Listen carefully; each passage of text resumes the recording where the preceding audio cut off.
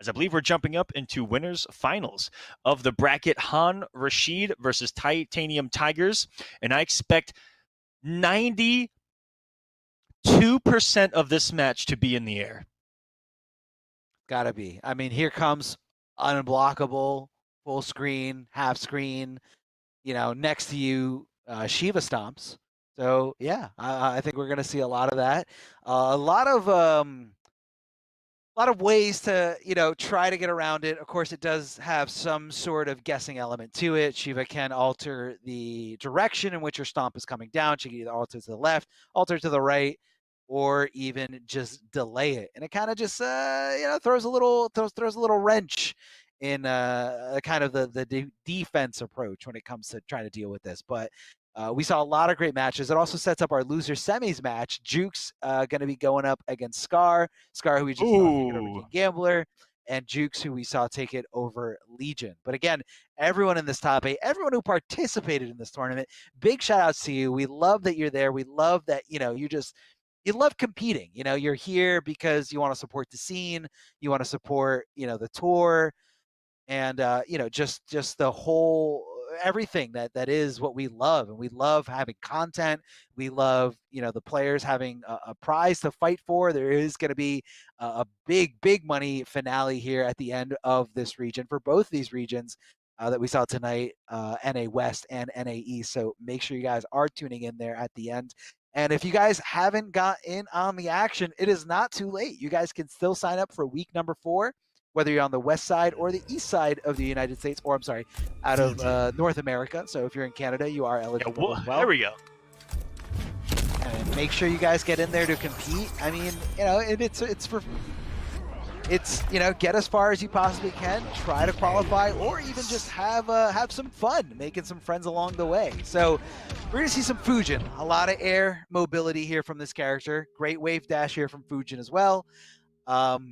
And we're going to be seeing Sheeva stomping all over the place. Unblockable auto tracking move that you can alter just a little bit here if you do think your opponent is going to try to counter that stomp. Let's see how Titaniumtigerzz stomps away. Yeah, Rashid can deal with it, or if he can just kind of keep applying offense. That's going to be an overhead back 3. Kind of looks like a throw animation, but it is just an overhead. Big jump from Han Rashid reacting to that, but it looks like he just misexecuted it a little bit. Had that been a neutral jump punch, it might have been a little bit better than that forward jump there. And there it is. You can see Tigers. Oh, he made him whiff, but it was almost like he just believed it was going to work. Yeah, that was okay, it didn't work, but it did work. Okay, cool, noted. That's also, I'm pretty sure that's 100 she said his mind. He's like, okay, noted, gotta keep going. Another slight health lead, staying very mobile, always on the move, and he got the whiff and I put all that. There's a big missed opportunity there. He whiffed for days, literally punched the air 5 times in front of him. And Fujin, come on, you're a whiff punish god here. Back 1-1 reaches so far, leading to some good damage. I think he tried to forward 3 there under there. Oh man, and he just walked back. And because that was a ballsy one back by Han. Yeah, but because Sheeva was pointing to the left, she actually whiffed. And there it is, Han amplifying that skywalk, amplifying, and putting that hitbox.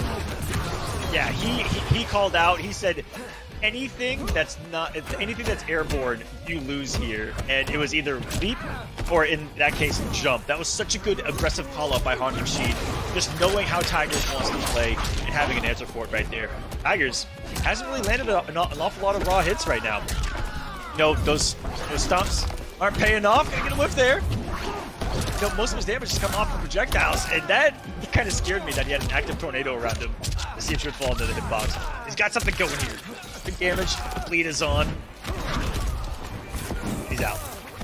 Fujin, ladies and gentlemen. Yeah, I like the idea from Han Rashid to move with his special moves and not with his actual movement, which actually meant he wasn't gonna bleed like people normally do in that situation.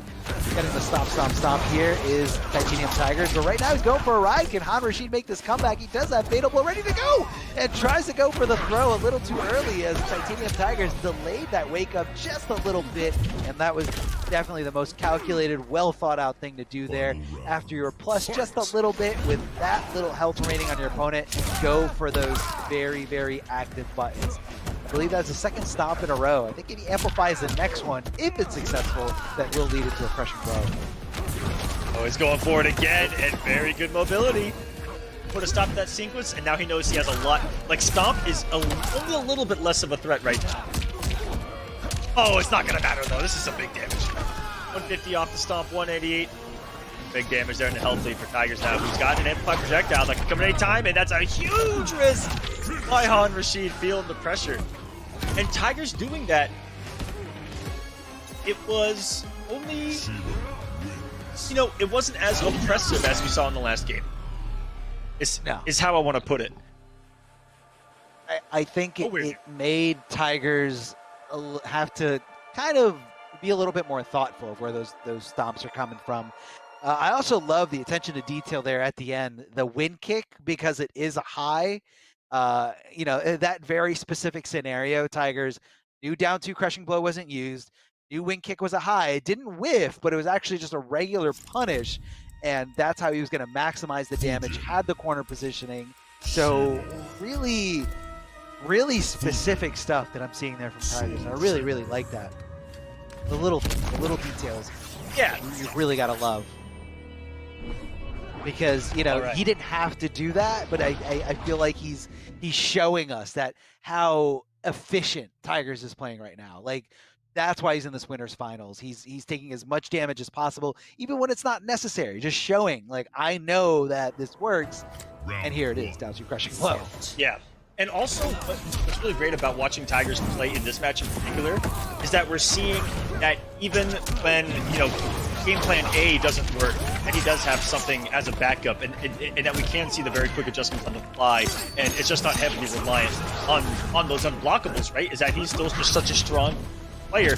With any character, by the way, he could random select and be in this winners finals if you guys think any differently of Titaniumtigerzz. He could random select here. It just happens to be with Sheeva. Welcome to the Tigers show. Yeah, I mean, that's what he wants to play, what he wants to play, and, you know, every week we can never really depend on exactly what he's going to be picking. You get it confirmed here from Tigers, going right into, you know, the punching stance there at the end.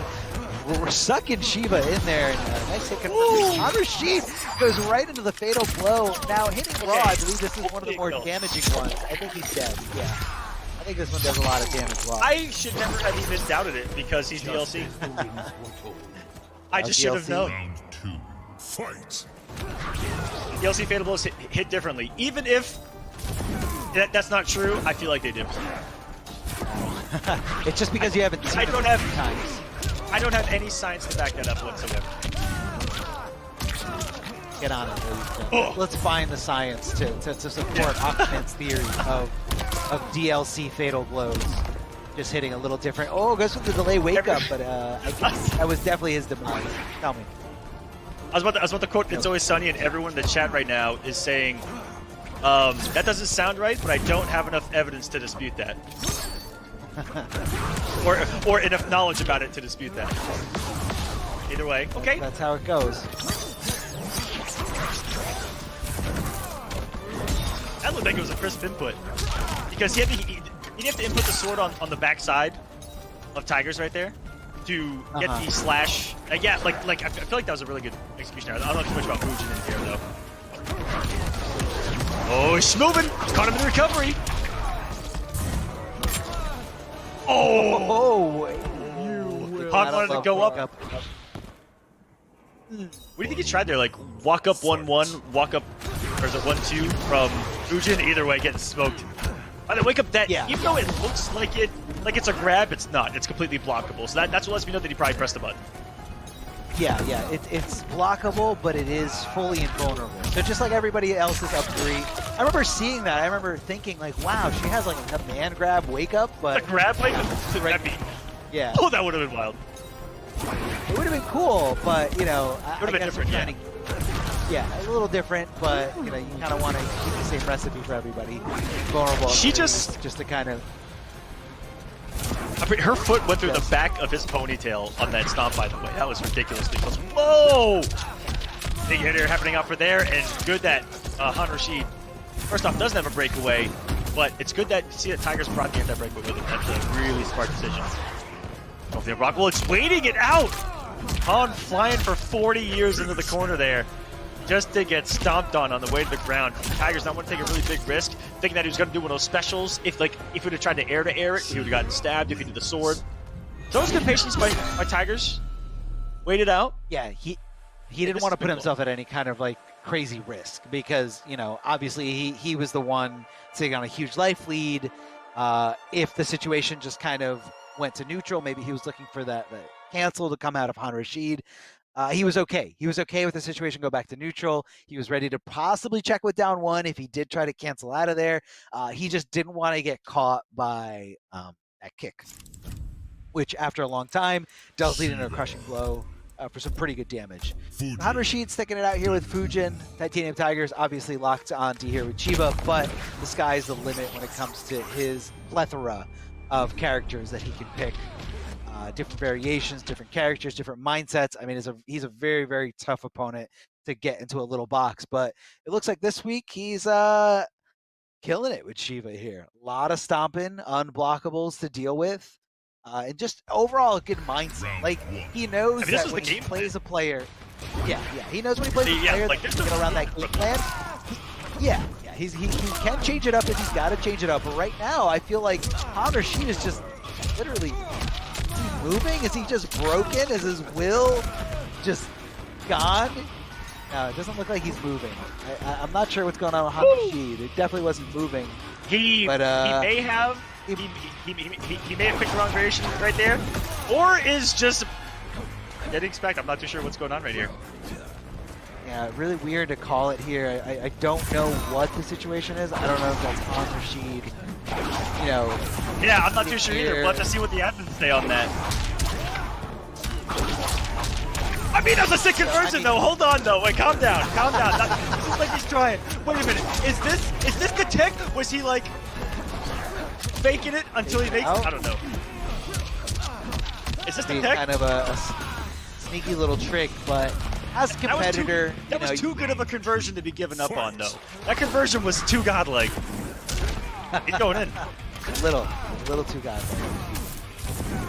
Or was a tectonic shift in mentality in this final round? Like, you know what I'm gonna do?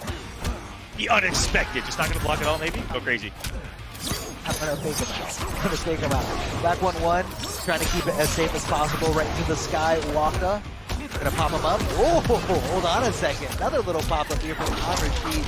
Does some pretty good damage here. Gonna end it with those wind kicks. No ability to break away from that as that does go through, and I love the way Fujin just gets under that projectile forward 3, but unfortunately getting scooped up here and set to bleed is Fujin. Titaniumtigerzz, knowing that he doesn't want to move, he's going to be more hesitant to move. Yeah. Tried to go right for that unblockable stomp or the unblockable ground pound, knowing that Fujin doesn't want to move, he doesn't want to jump. So good call out here from Armo, I gotta say, from that first round, right? Never thought that we would be here at a round apiece. On Rashid, I don't know what happened, but he came alive somewhere in the middle of that and just has been going ham ever since. Ham, egg, cheese, the entire omelet. Look at that, American resets only here in the North American League, baby. He made him bite. He made him bite onto that bait. The nice shimmy here. The down two whipped for days. But hold on a second. This is scary stuff. He's got him in the corner. Rashid waved that forward on that wake up. Trying to duck under a projectile, but unfortunately that one is a mid if you amplify it. Oh!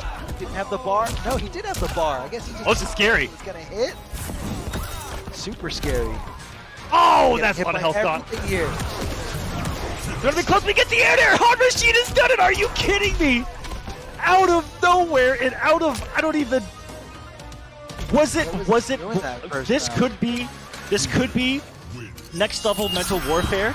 I speak from experience when I say I've only done this one time in my life, but it was after a mercy, and so it was such a minute moment where I have purposefully let go of my pad or purposefully just walked forward for like 20 seconds or like at the start of a match not press a button just to try to catch someone off guard. I don't want to say that's what he did, but it could be like super low key, super low key. It would be next level.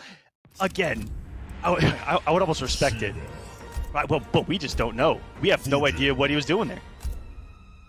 No, I mean, it is a little strange. It could be, you know, the fighting game equivalent to like icing somebody, especially in a round-based game.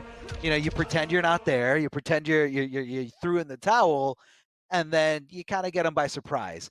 As a competitor, I don't even think Tiger should have checked to see if he was not playing. I think he should have just kept pressing buttons. Oh, yeah, 100%. No, you're in a tournament setting.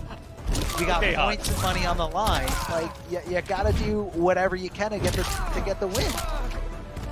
You know, Han maybe giving us a little bit of insight in the chat as to what actually happened there. And it makes sense given what he just started the round with right there, right? Which was him just being like, time to get a little crazy because he cannot find answers the conventional way at the moment. So we gotta go to the unconventional. And welcome to the madness that is fighting games. I mean, there's definitely nothing conventional about dealing with Sheeva stops. I mean, a very unique, one-of-a-kind move that you don't see, you know, in a lot of fighting games. You know, unblockable tracking stops is very tough to deal with if it's, you know, a well-tracking move. Oh, he's trying to get him to do something here. Oh, that was just insane. That was just insane. He just went for it. I mean, Han usually prides himself on being able to hit him from 4-3 as well. But I'm watching it back right now, and he thought that it caught a backdash. If you saw, if you guys watch it back on the you see that he had just backdashed at Tigers, and I'm pretty sure he thought he was going to punish. Unfortunate miss there from Han, cost him there. Now puts Tigers on another match point to get himself in the grand finals, baby. Look at this corner position and a beautiful stagger stand too that had some crazy pushback there, and he's been mixing it up with a 50-50 mix up there as well all day long. And what in the world just happened? I don't even know what's happening. And look at like Goro and MK11 setups right now. So when you have your opponent in the corner as Sheeva, one of the more obvious ways that she's going to alter it all, man, that's going to be a huge crushing blow for more than double damage. She's going to mercy him? Oh my goodness! He wanted to humiliation. He spared. Yep. You know, you've got to respect that as almost as a competitor, right? You almost have to respect. Like I respect that. like at that point, I'm good. Ooh. It's yeah. I'm done. I know I lost. I mean, he's ready to pull the plug.